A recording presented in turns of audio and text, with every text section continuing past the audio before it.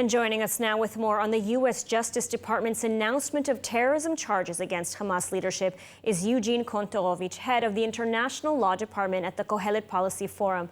Thank you for joining us. Thank you.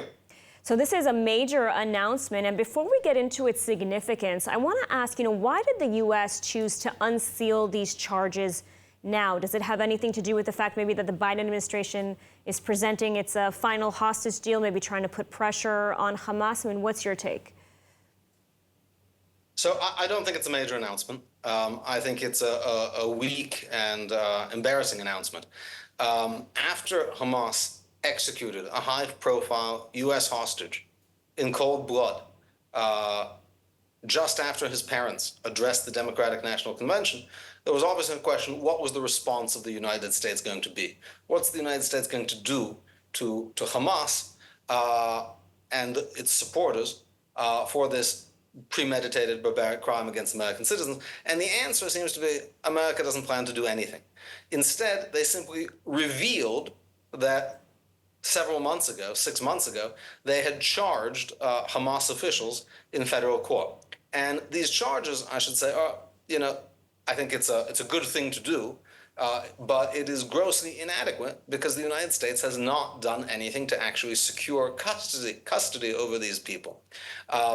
Criminal charges in the U.S. are really not a big threat for Hamas officials any more than ICC indictments. Some of these people have also been indicted by the ICC, because the most likely thing that's going to happen to Hamas officials is they're going to be killed in the war by Israel. So being able to actually pop out of the tunnel and say, America, I surrender, arrest me, that's actually a way out for people like Sinwar, and actually gives them an escape hatch. What it also shows is that since February, America has been negotiating with and negotiating a system which Hamas would survive after having indicted the Hamas leadership for crimes and terrorism against American citizens.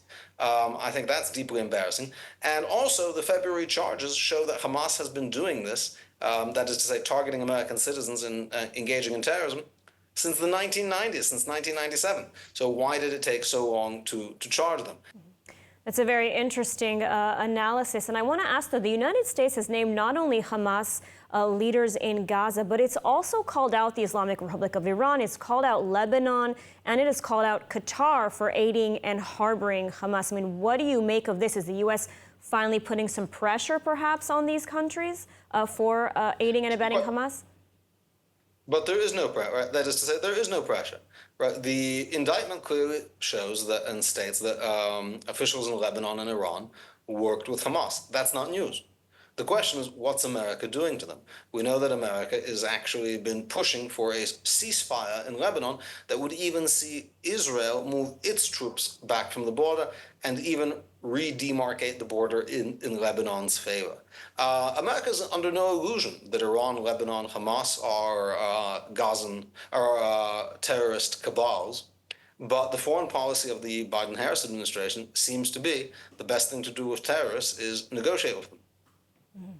And so what happens now? I mean, will the U.S. try to deport Mashal from Qatar, America's major non-NATO ally, Baraka from Lebanon, to face justice? Or, as you said, is this all just one big PR I want stunt? to emphasize, nothing has changed from today to yesterday. These charges were filed February 1st. Has America tried to get Mashal out of Qatar since then? No. Have they applied pressure to Qatar? No. Instead, they've promoted Qatar to a chief mediator of the hostage situation, which Qatar themselves helped facilitate. So we see that these indictments are a kind of lip service, but there's really nothing behind it, right? They have not been seeking to get Mashal up, and they have not been even seeking to force on Sinwar an arrangement that would require his arrest for trial.